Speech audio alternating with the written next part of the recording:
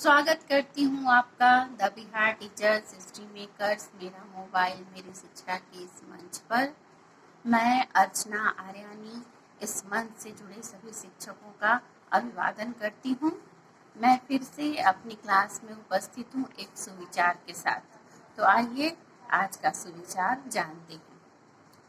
दृढ़ संकल्प लेकर कोई काम करने से सफल होने के चांस बढ़ जाते हैं। तो आइए हम भी अपनी शिक्षा के लिए दृढ़ संकल्प लेते हैं और अपनी क्लास की शुरुआत करते हैं।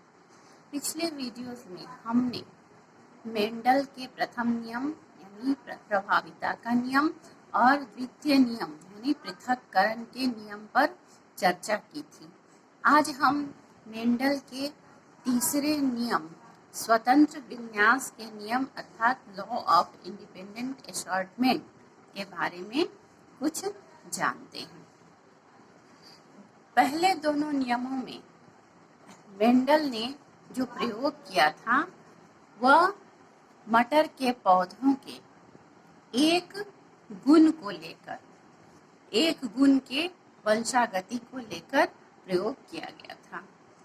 यह जो तीसरा नियम है स्वतंत्र विन्यास का नियम, इस नियम के लिए मेंडल ने दो स्पष्ट गुणों वाले अलग अलग मटर के पौधों पर अध्ययन किया। पहला पीला और गोलाकार बीज वाला पौधा और दूसरा हरा और झुर्रीदार बीज वाला पौधा। पीला, ये दोनों पौधे जनक पीढ़ी कहलाते हैं और इनके बीज जब निषेचन होता है और इनसे उत्पन्न जो भी बीज हुए उसके पौधे सभी पीले और गोलाकार बीज वाले उत्पन्न हुए। यहाँ इस चित्र में हम देख रहे हैं यह पीला और गोल बीज वाला पौधा है और यह हरा और झुर्रीदार बीज वाला पौधा है। ये जनक पीढ़ी है। इनके जो युग्मक बनते हैं वह कैपिटल Y और कैपिटल R, पीला गोल बीज वाले का युग्मक, और हरा झुर्रीदार बीज वाले का युग्मक स्मॉल y और स्मॉल r होते हैं। इन दोनों युग्मकों के मिलने से युग्मनज का निर्माण होता है और इनसे जो पौधे बनते हैं वे पीला और गोल बीज वाले पौधे होते हैं। अब इस जनक पीढ़ी से जो पौधे उत्पन्न होते हैं वे F1 पीढ़ी के कहलाते हैं, फर्स्ट फिलियल जेनरेशन। अब फर्स्ट फिलियल जेनरेशन के दो पौधों को लेकर यानी पीला और गोल बीज वाले जो फर्स्ट फिलियल जनरेशन के F1 पीढ़ी के पौधे हैं उनके दो पौधों के बीच संकरण कराया गया और फर्टिलाइजेशन कराया गया। इनके जो युग्मक बनते हैं वे पीला गोल और युग्मक होते हैं। यह F1 पीढ़ी कहलाती है।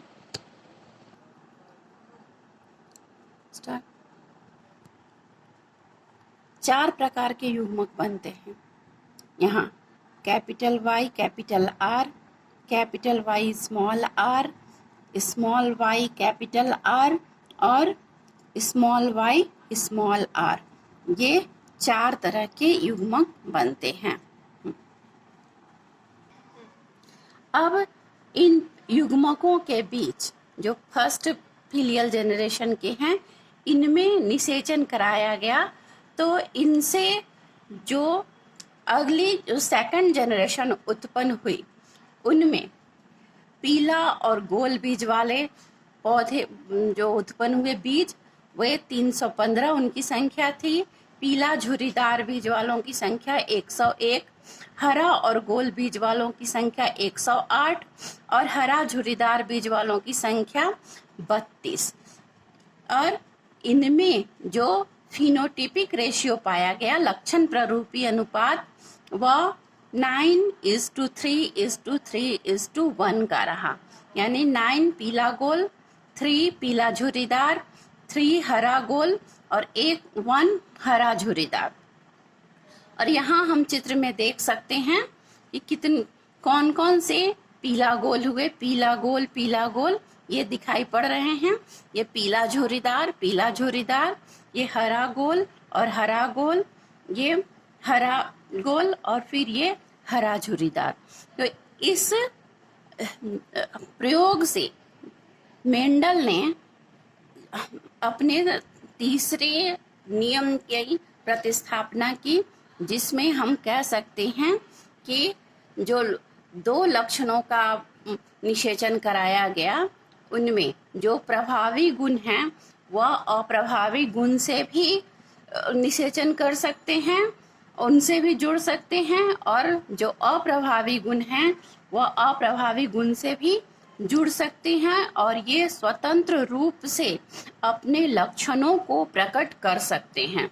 तो यही स्वतंत्र रूप से अपने लक्षणों को प्रकट करने के कारण इसको स्वतंत्र अवयवन या स्वतंत्र विन्यास का नियम कहा गया।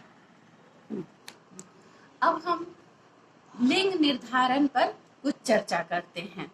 तो लैंगिक प्रजनन में नर युग्मक और मादा युग्मक का निर्माण होता है, जिनके मिलने से युग्मनज या जायगोट बनते हैं। तो हम मनुष्य में कैसे लिंग निर्धारण, सेक्स डिटर्मिनेशन होता है, उसको इस चित्र के माध्यम से देखेंगे। मनुष्य में क्रोमोसोम की संख्या जो होती है वह 23 जोड़े होती है, जिसमें हम यहाँ देख सकते हैं एक एक्स मादा क्रोमोसोम है और वाई नर क्रोमोसोम है। 23 जोड़े क्रोमोसोम में 22 जोड़े ऑटोसोम्स होते हैं और एक जोड़ा लिंग क्रोमोसोम होता है। तो नर में जो 23 जोड़े होते हैं, 23 जोड़ों में से 22 जोड़े यानी 44 ऑटोसोम्स और एक्स तथा वाई लिंग क्रोमोसोम। उसी प्रकार मादा में 44 ऑटोसोम्स और एक्स लिंग क्रोमोसोम होता है। इनमें जो युग्मक जब बनते हैं तो एक नर में एक्स और वाई क्रोमोसोम अलग अलग हो जाते हैं और मादा में दोनों एक्स और एक्स अलग हो जाते हैं।